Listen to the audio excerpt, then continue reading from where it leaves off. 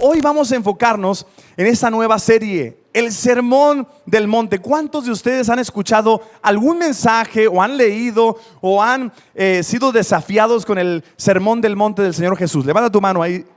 Ok, muy bien. Varios de ustedes han participado ya de algún lugar donde se haya hablado del Sermón del Monte.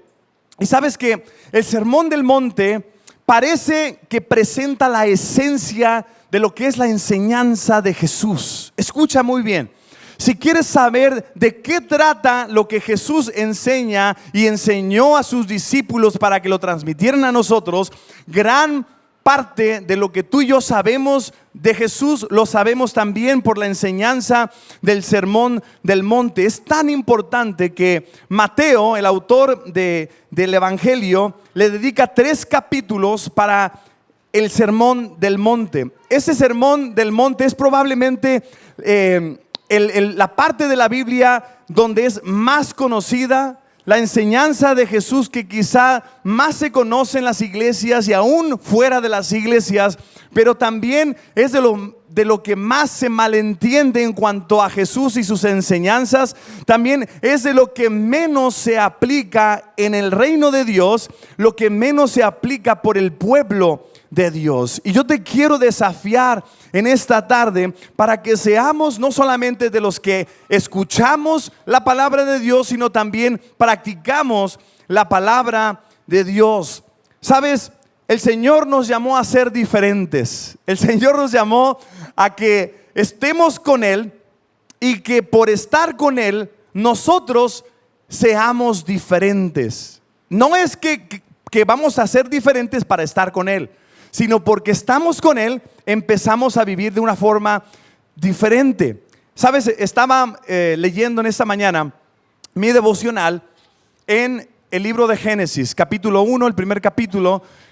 Aquellos que todavía no obtienen su libro de devocional de la hora silenciosa que les estamos proporcionando aquí, lo pueden comprar a la salida. No se vayan sin él. Yo no sé si quedan algunas copias, pero si existen todavía unas copias más, por favor llévenselo.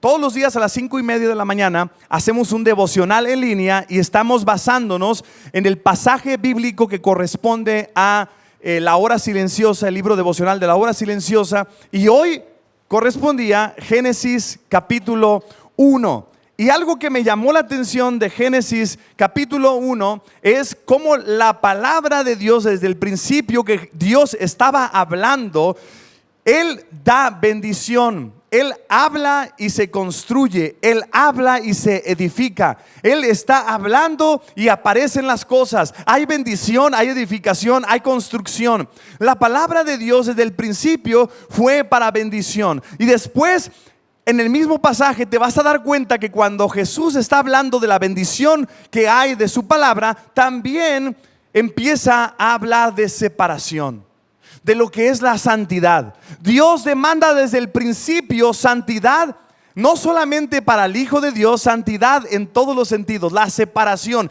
Él es un Dios de orden y estableció un orden para que todo el universo pudiera andar de acuerdo a ese orden que Él estableció.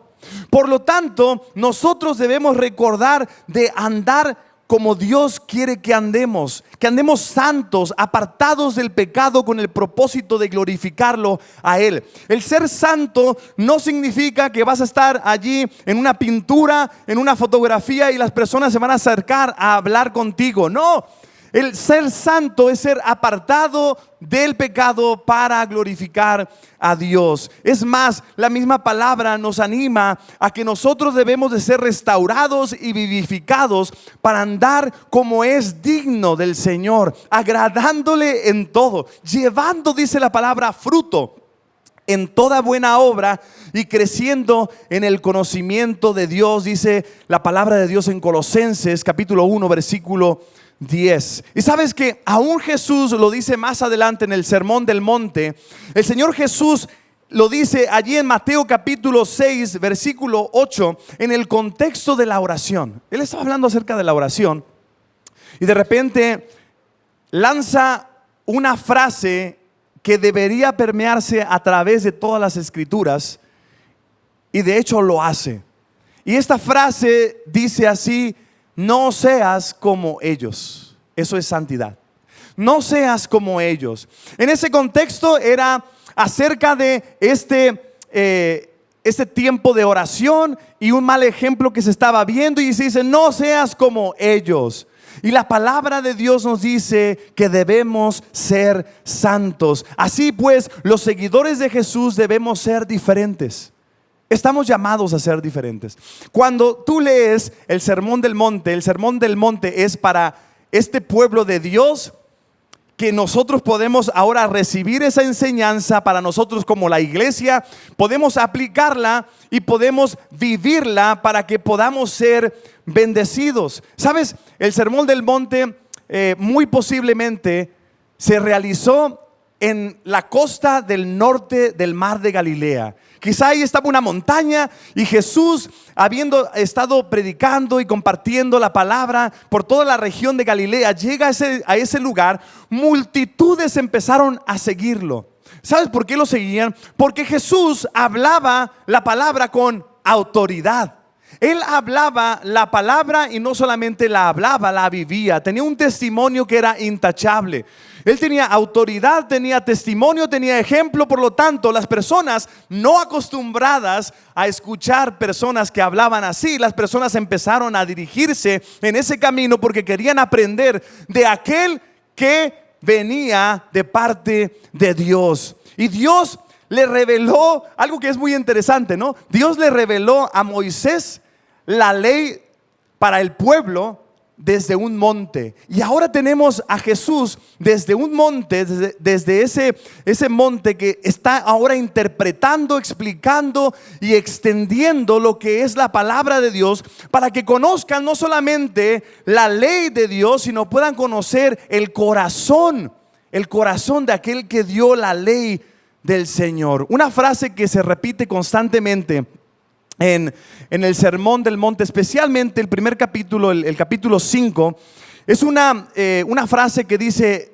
oísteis que fue dicho, mas yo os digo, pero yo os digo. En otras palabras, ustedes escucharon que se hiciera algo, pero yo les digo.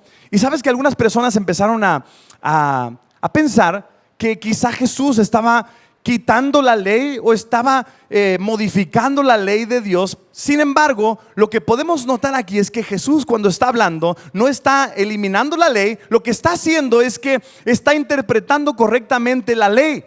Y por eso dice: oyeron ustedes que se dijo. No dice oyeron ustedes que se escribió, sino oyeron que se dijo algo acerca de la ley.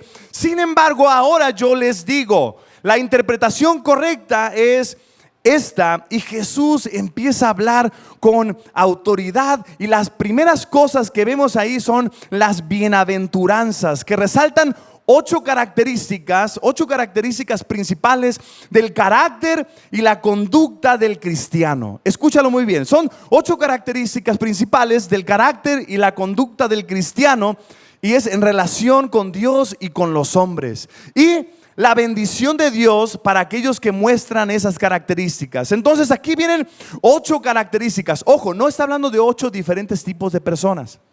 Está hablando de 8 características que todos los hijos de Dios deberíamos de tener. Y cuando las tenemos, entonces somos bendecidos. Diga bendecidos. Así es, bendecidos. Por eso la primer palabra, imagínate a Jesús.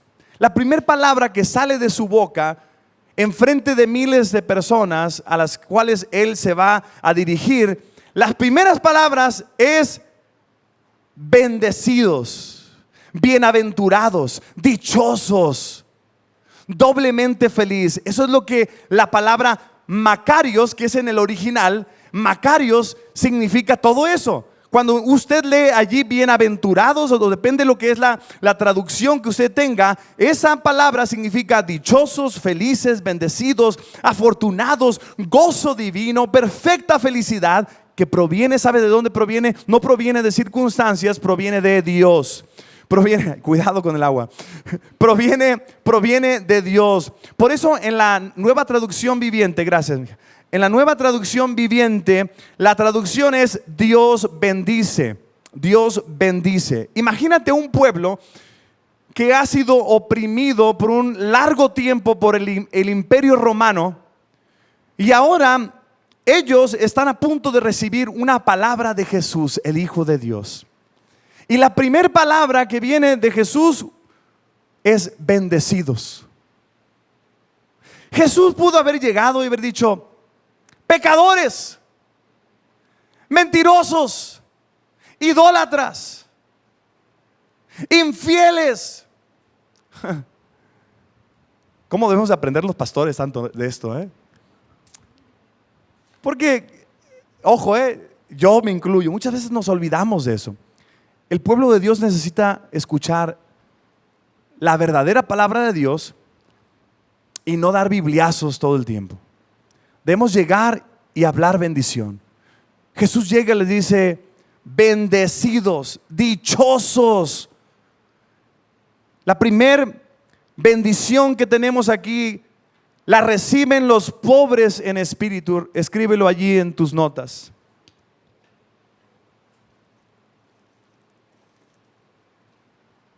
Los pobres en espíritu.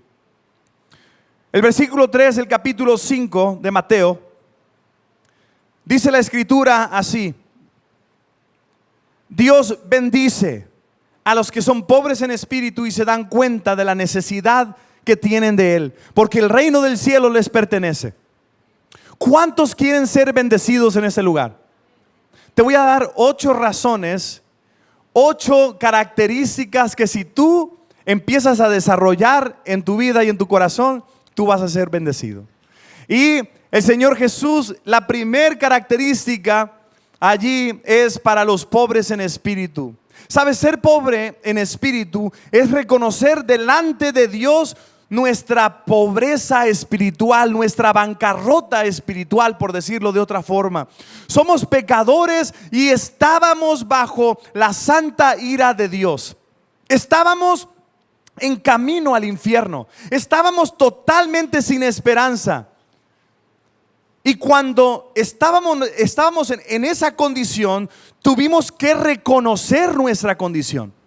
Porque todo el mundo nació así. Pero no es hasta que tú reconoces tu pobreza espiritual que tú puedes venir delante de Dios y Dios ve nuestra actitud y nos ofrece algo que ningún rico puede comprar. ¿Sabes qué es? Eso es el cielo. Por eso el reino del cielo les pertenece. Escríbelo en tus notas. El reino del cielo les pertenece, dijo Jesús, a los pobres en espíritu.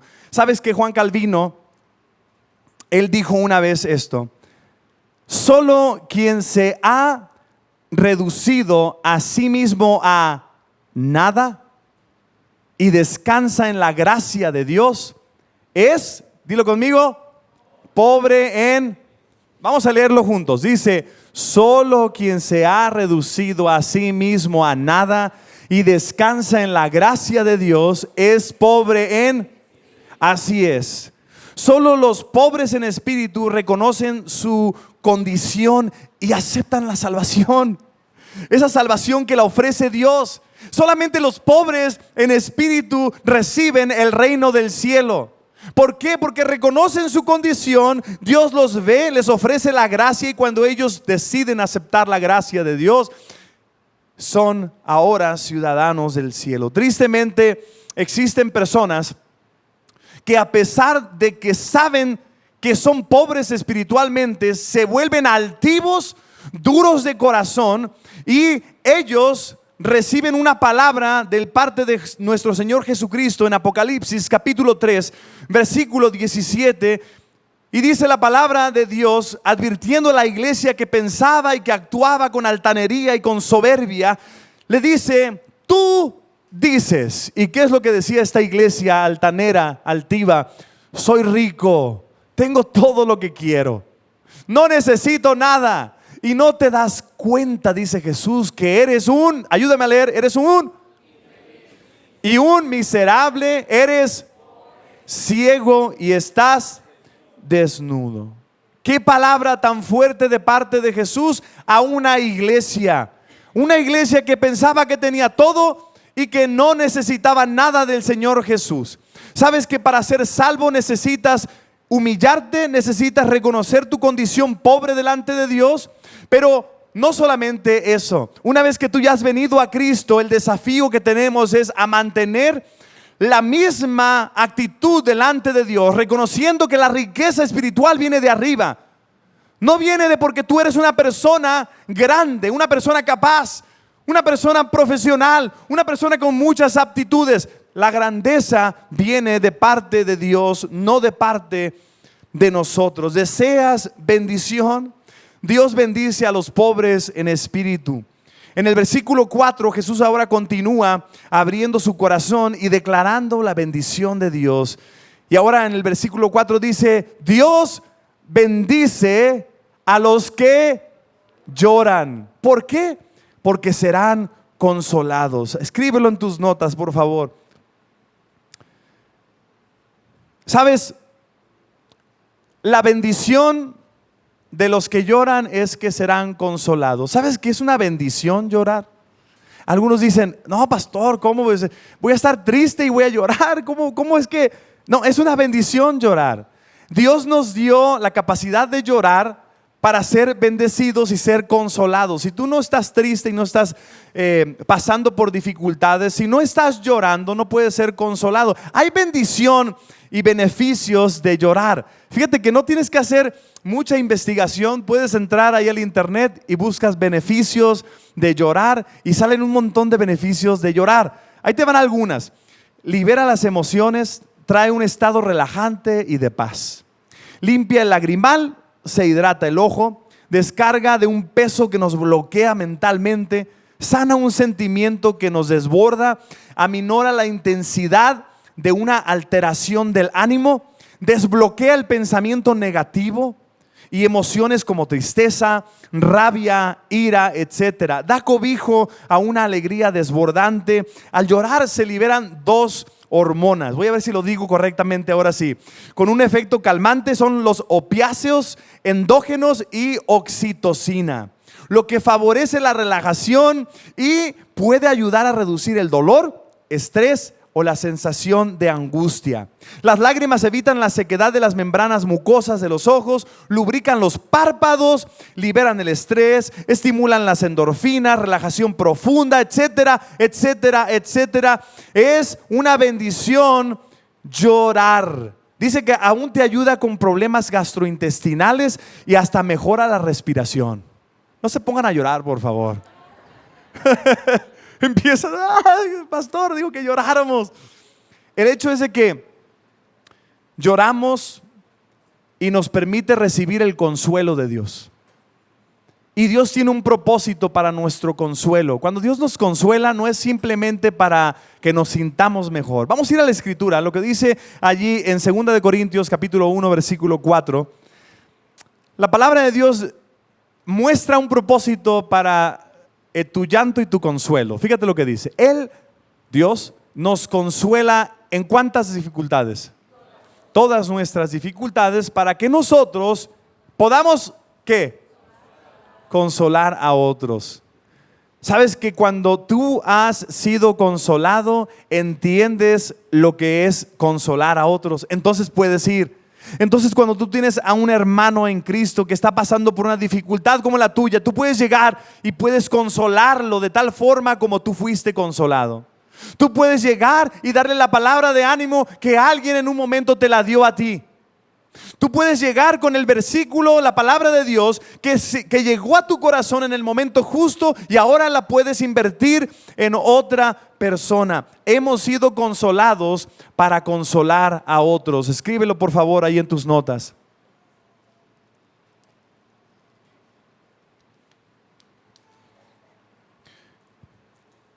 Y Jesús continúa. Me encanta porque en la primer parte de todo este sermón es bendición y bendición, y hay 8 bendiciones. Vamos apenas en la número 3. Y la número 3, en el versículo 5, dice la Escritura: Dios bendice a los que son humildes, porque heredarán la tierra. ¿Sabes qué es la humildad? La humildad es tener un concepto correcto de quién realmente somos y no nos exaltamos a nosotros mismos, sino lo que hacemos es que consideramos a los otros como superiores a nosotros mismos.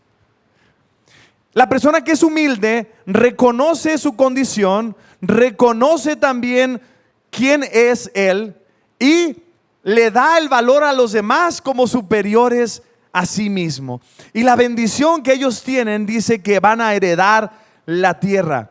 Ojo que no está hablando de un destino eterno como alguna religión, una secta que por ahí dice que si tú eres parte de ellos y eres parte de los que han recibido la justicia de Dios, entonces eternamente vas a permanecer en la tierra. Esa no es una enseñanza bíblica. Lo que la palabra de Dios nos dice es que la tierra se hereda no como destino eterno, sino como un preámbulo a la eternidad. ¿Y cómo podemos disfrutar esta bendición que tenemos aquí en la tierra? Cuando nosotros somos humildes, las personas que nos rodean se dan cuenta que nos podemos controlar, saben que cuándo y el lugar preciso para actuar. Aquellas personas que son humildes saben que cuando están en una situación, cuándo callar, cuándo hablar. Son prudentes, son personas que empiezan a desarrollar esa humildad y por lo tanto son bendecidos. Las personas empiezan a tener cierta bendición, estas personas humildes, cierta bendición que otros no tenemos. Por lo tanto, nos anima la Escritura a que seamos humildes, porque vamos a tener bendición aquí en nuestra jornada en la tierra. Número 4, dice el versículo 6, Dios bendice a los que tienen hambre y sed de justicia, porque serán saciados. Entonces la siguiente bendición es para los que tienen hambre de justicia, hambre y sed de justicia. Puedes imaginarte a este pueblo, el pueblo de Israel, clamar por justicia, clamar, están cansados, han sido personas oprimidas por mucho tiempo. Señor, necesitamos justicia. Y ahora el Señor Jesús les dice, si tienes hambre de justicia, yo soy un Dios justo y va a ser saciada esa sed y hambre que tienes de justicia. Te aseguro que va a pasar, y te lo digo a ti. Quizás estás viviendo una injusticia. Quizás estás viviendo algo que no te correspondía vivir. Quizá te quitaron cierto dinero que te correspondía, no te pagaron lo que te tenían que pagar, te corrieron cuando no te tenían que correr. Quizá también una persona está enojada contigo sabiendo que tú no hiciste nada. Hay un montón de injusticias y el Señor te dice, la justicia viene. Yo soy un Dios justo. Algunos esperamos atentamente a que la justicia venga de este lado de la eternidad, pero tristemente te quiero decir que muchas veces la justicia no va a ser de este lado, pero felizmente te digo, en algún momento de aquí hasta la eternidad, la justicia de Cristo se va a hacer evidente. Tienes que descansar de que Dios es justo y dará a las personas lo que les corresponde. Salmo 107, versículo 9, nos recuerda que los que tienen hambre de justicia serán saciados. ¿Por qué? Porque sacia al alma menesterosa, dice la Escritura, y llena de bien al alma hambrienta. ¿Qué palabra de ánimo nos da el Señor Jesucristo? Si tienes hambre y sed de justicia, Jesús nos promete que se hará justicia, serás saciado, pero debemos buscarlo primero, y lo primero no es justicia.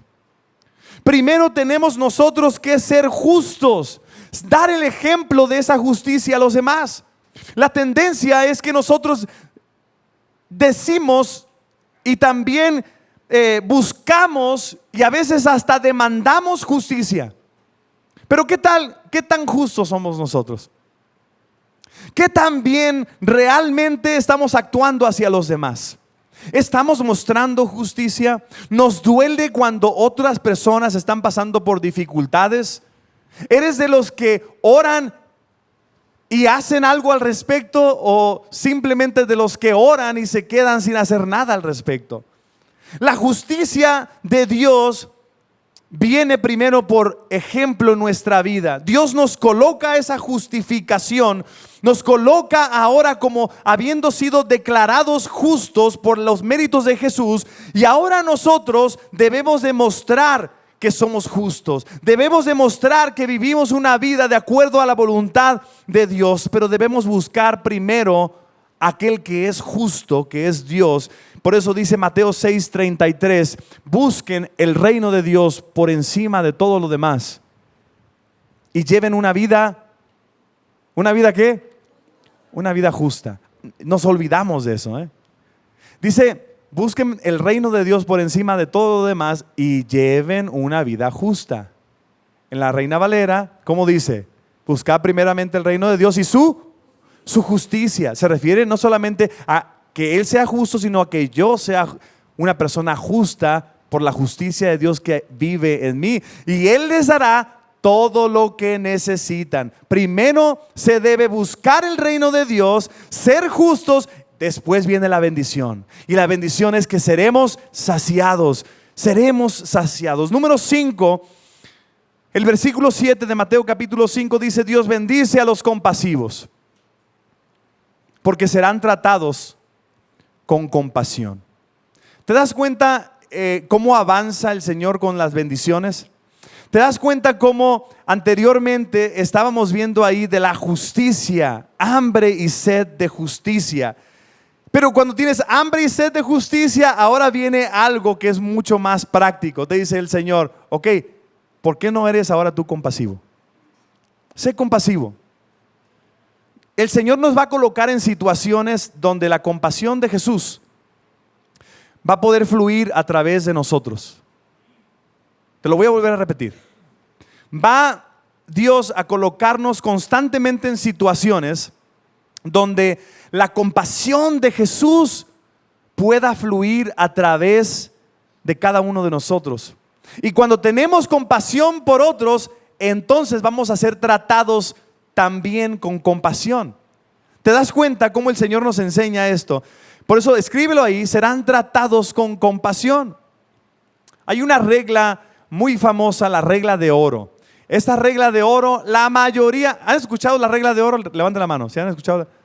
Yo sé que aunque levantaron unos 7, 10 la mano, sé que todos o la mayoría han escuchado la regla de oro. ¿Cuántos han escuchado esta regla de oro que dice: no le hagas a los demás lo que no? ¿Verdad? ¿Saben que esa no es la regla de oro? Esa es la parte negativa de la regla de oro. En esto que acabamos de decir, esta regla que no es la regla de oro, no te invita a actuar, no te invita a tener acción. Te está invitando a no hacer algo. Te dice: hey, no le hagas a Alejandro lo que a ti no te gusta que te hagan. Pues entonces no voy a hacer nada. Pues mejor, si no le hago nada a Alejandro, entonces yo salgo ya libre de esta situación. No. La verdadera ley o regla de oro se encuentra allí en Mateo capítulo 7, versículo 12. Dice así: haz a los demás todo. Ojo, haz a los demás, ¿cuánto? Todo lo que quieras que te hagan a ti. Esa es la esencia de todo lo que se enseña en la ley y en los profetas. Entonces, cuando la palabra de Dios te dice: haz todo lo que quieras que te hagan a ti, ponte a pensar qué te gustaría que te hagan a ti. A mí me gusta que me traten bien. Pues trata bien. A mí me gustaría que mi esposa me apapache y que me diga que me ama. Pues ve a decirle tú: mi amor, apapáchala, te amo. Oye, si te gusta que sean generosos contigo, ¿sí o no? Sean generosos. Sean generosos. Y así sucesivamente, conforme tú trates a los demás, la idea es que tú vas a recibir lo que estás sembrando. Dios bendice a aquellos que son compasivos y los bendice con compasión, para que sean tratados con compasión. Número 6, los de corazón puro. Vamos a ir al versículo 8. Dios bendice a los que tienen corazón puro, porque ellos verán a Dios. Levante la mano, ¿cuántos puros hay aquí en ese lugar? Escuchen, ¿saben por qué no levantamos nuestra mano? Porque en realidad no somos puros, somos purificados. No somos justos, somos justificados.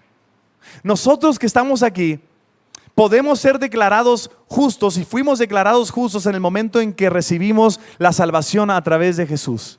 Por eso es que aquellos de corazón puro, que son ustedes, porque han sido purificados, lavados en la sangre de Cristo para que veamos a Dios en el cielo. Pero también otra cosa que debemos entender es que la purificación que recibimos de Cristo no es solamente para que vayamos al cielo.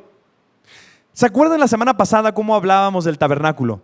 Y cómo hablábamos que cuando estaba la persona allí por entrar al lugar santo del tabernáculo, justo antes estaba allí un artefacto. ¿Qué es lo que era? A ver, ¿quién se acuerda? ¿Un qué?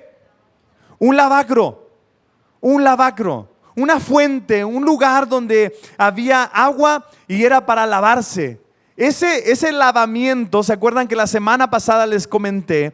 Es el equivalente a nosotros como cristianos también, el confesar nuestro pecado, el purificarnos a nosotros mismos, el ir a la palabra de Dios que nos enseña como un espejo quiénes somos, nos indica que nosotros necesitamos ser limpios, puros, para entrar a la siguiente etapa de nuestra relación con Dios. Por eso yo te animo a que constantemente purifiques tu corazón para que puedas ver las maravillas del Señor. Fíjate la escritura lo que dice en Salmo 24, 3 al 4. ¿Quién puede subir al monte del Señor? ¿Quién puede estar en su lugar santo? Solo los de manos limpias y de corazón puro, que no rinden culto a ídolos y nunca dicen mentiras. Y por eso les decía hace un rato, seríamos todos descalificados a menos que recibas la purificación de parte de Dios. A menos que la sangre de Jesús sea aplicada a ti. Hay muchas personas que dicen que en su religión tratan de ser buenos, tratan de ser justos, tratan de llevar la vida lo más apegado a la ley, y al final de sus días quedan totalmente frustrados. ¿Por qué? Porque es imposible cumplir toda la ley. Es imposible. Y si tú habitas en este mundo como un ser humano, te vas a dar cuenta que es imposible que tú por tus propios méritos llegues al cielo. Es imposible. Por eso se necesitaba que aquel que puede lavar no solamente tus manos, sino tu corazón, tu mente, tu alma, viniera y diera su vida por ti para que tú pudieras gozar de la presencia de Dios.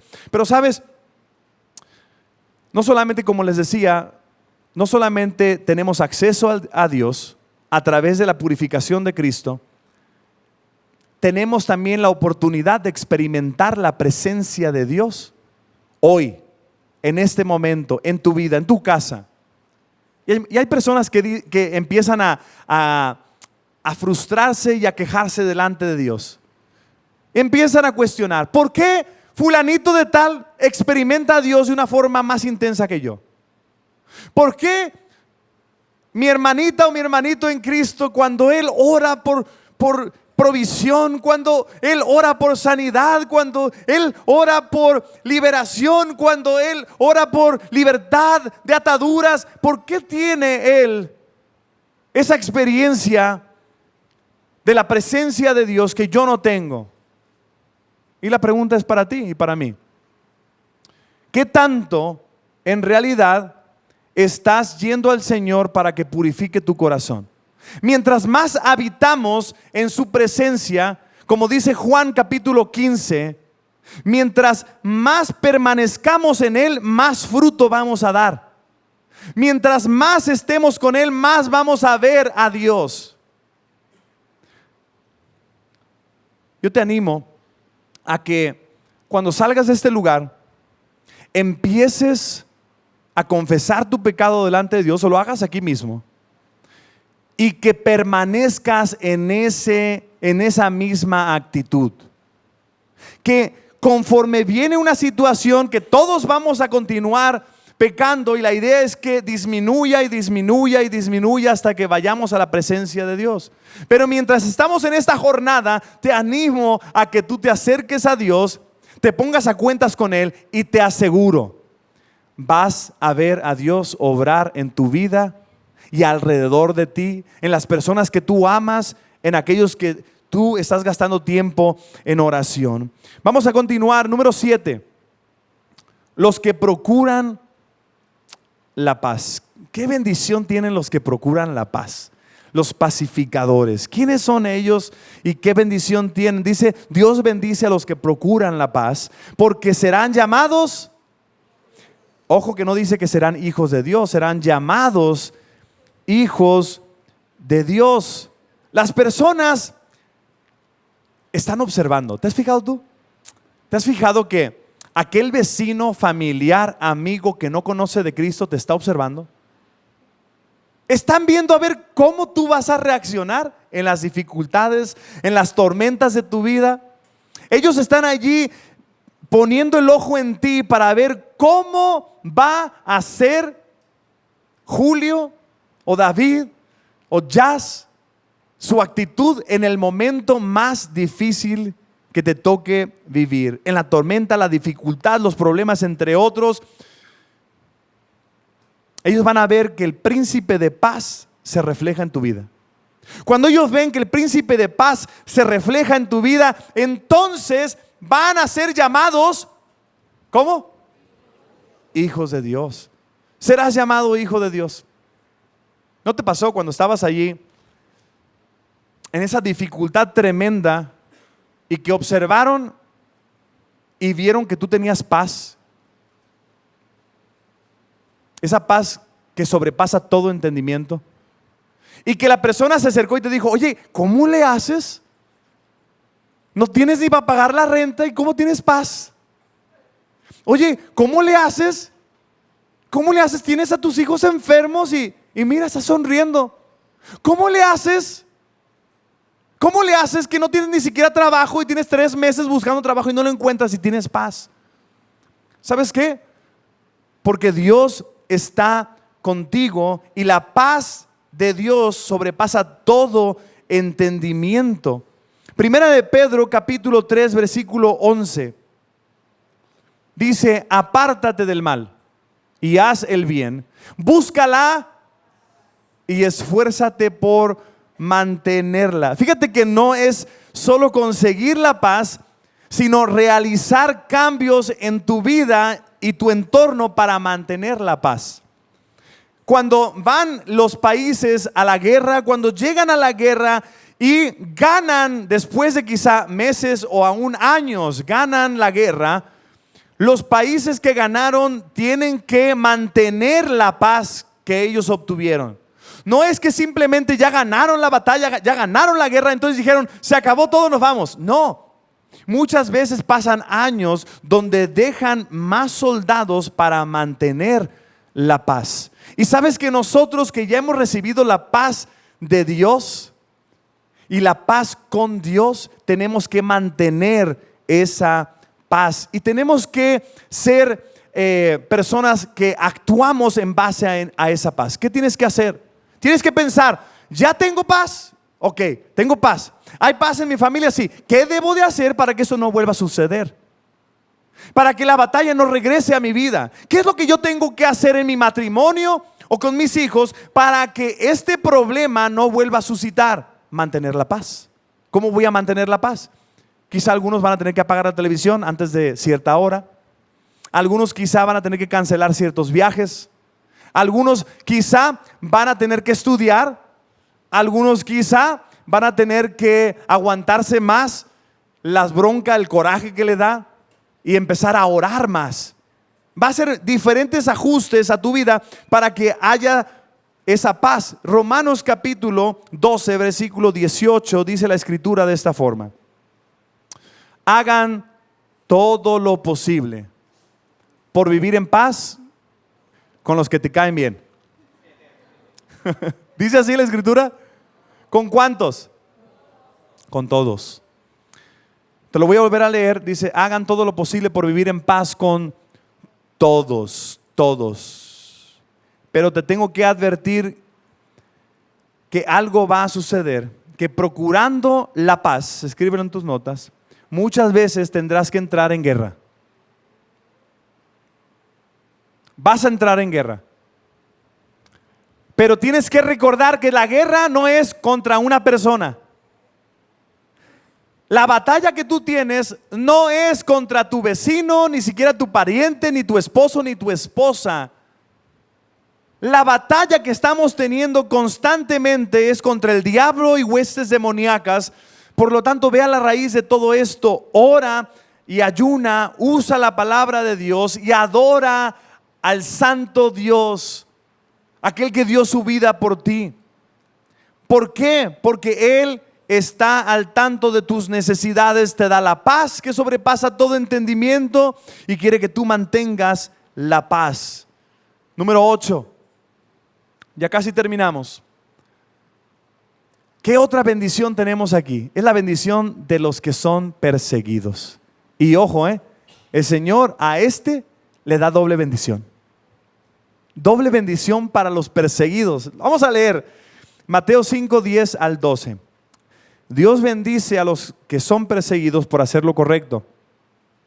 Porque, primera bendición, el reino del cielo les pertenece, como el pobre en espíritu. Versículo 11 dice, Dios los bendice a ustedes cuando la gente les hace burla, los persigue y miente acerca de ustedes y dice toda clase de cosas malas en su contra porque son mis seguidores. Alégrense. Jesús diciéndote, alégrate. A ver, ¿cómo que? Señor, me están persiguiendo. Alégrate. Señor Jesús, pero se están burlando de mí en el Face. Alégrate. Oye, Señor, pero es que me borraron del Instagram.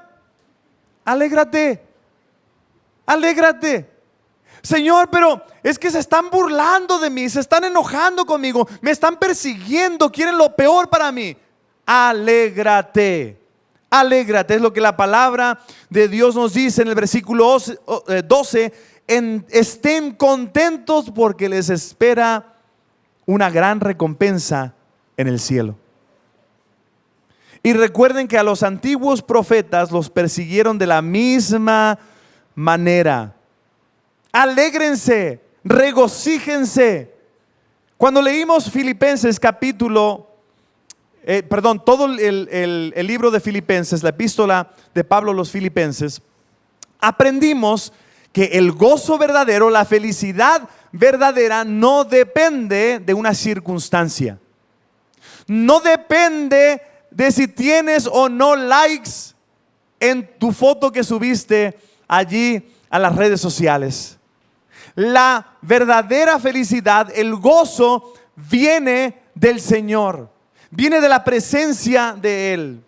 Por lo tanto, debemos de alegrarnos cuando seamos vituperados, como lo dice la Reina Valera. Debemos regocijarnos.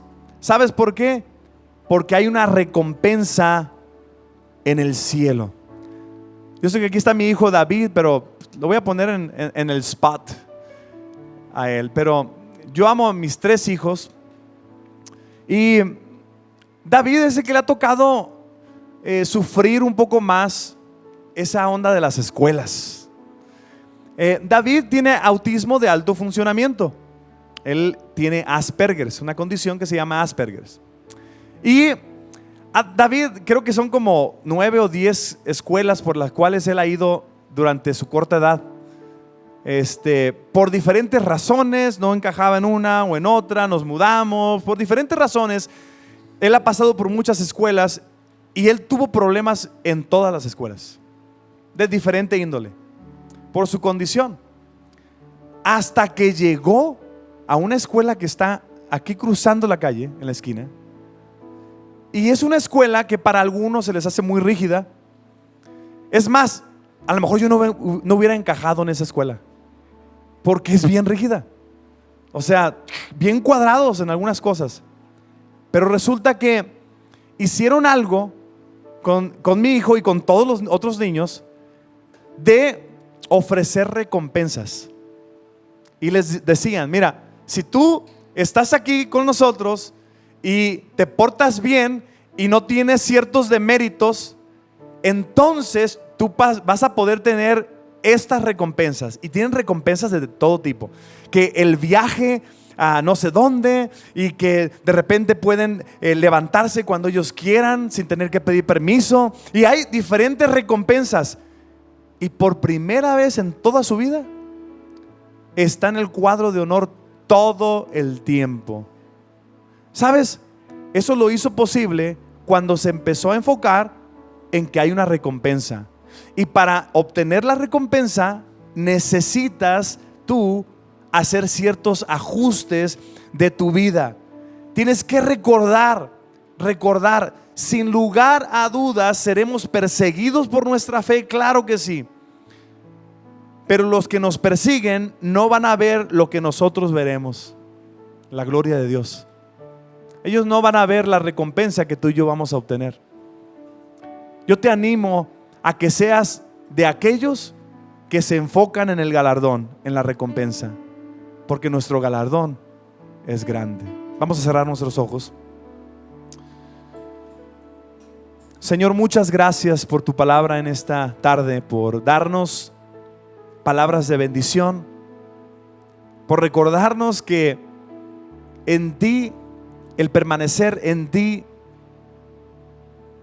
es la clave para obtener todas estas bendiciones.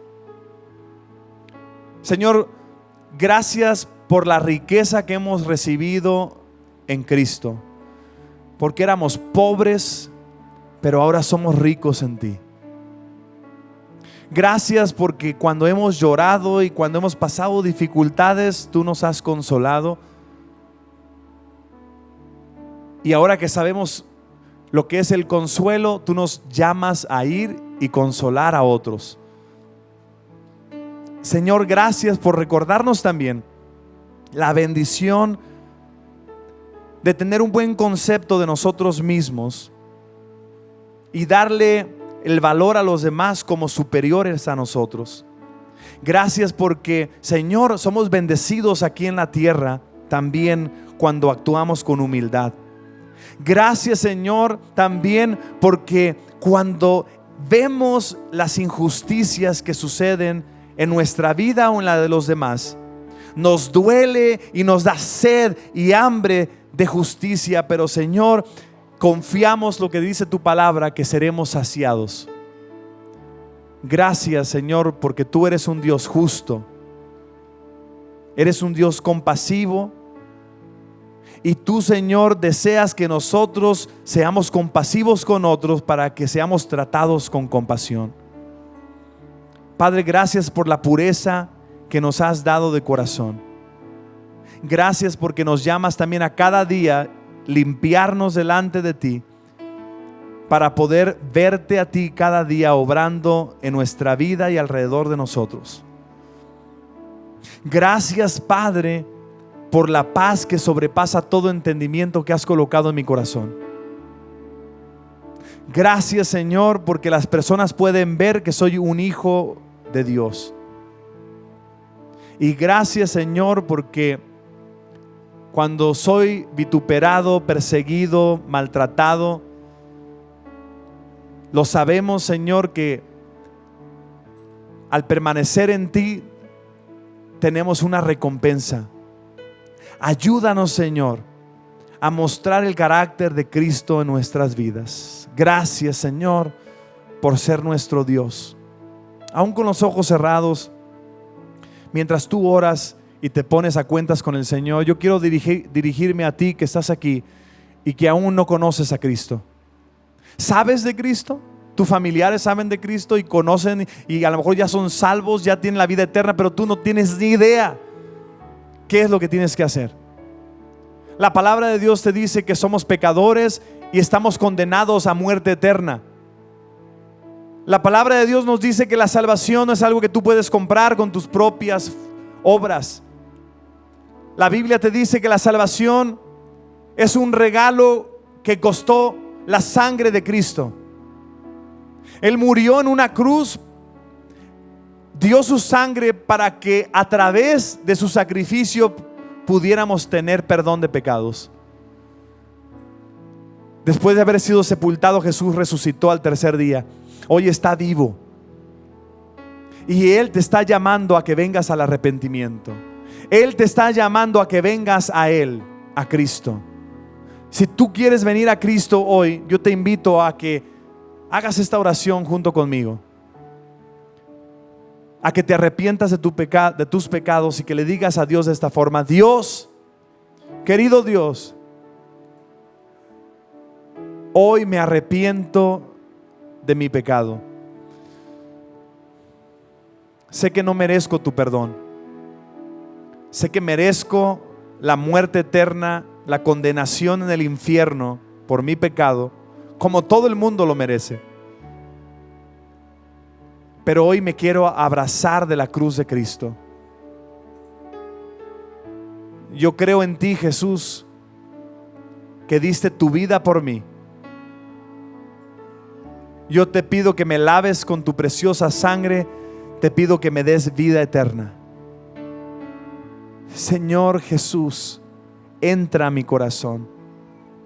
Dame vida y vida eterna. Querido Dios, en esta tarde yo te ruego que me aceptes como uno de tus hijos, para ya no llamarte simplemente Dios, sino llamarte Padre. Yo acepto a Jesús como mi Salvador. Gracias por la vida eterna.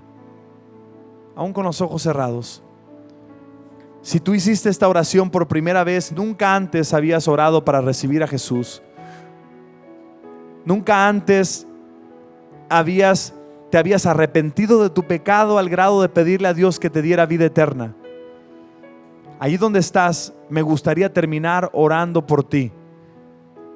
¿Podrías levantar tu mano indicándome que recibiste a Jesucristo hoy? Yo quiero terminar orando por ti. ¿Hay alguna persona que hoy hizo esta oración? Amén. Veo tu mano allá, Señor, atrás. Amén. Allá usted también. Amén. ¿Alguna persona más que dice: hoy yo recibo a Jesús como mi Salvador por primera vez? Ahí donde estás, levanta tu mano bien en alto. Quiero orar por ti. Amén. Veo tu mano levantada. Amén. Amén. Muchas personas, varias personas están recibiendo a Jesús hoy. Amén. Veo tu mano levantada aquí adelante. Amén. Puedes bajar tu mano. Señor, qué gozo hay en el cielo cuando un pecador se arrepiente. Yo te quiero rogar por esas personas que hoy han pasado de muerte a vida. Hoy se deleitan en las bendiciones que tú tienes para ellos.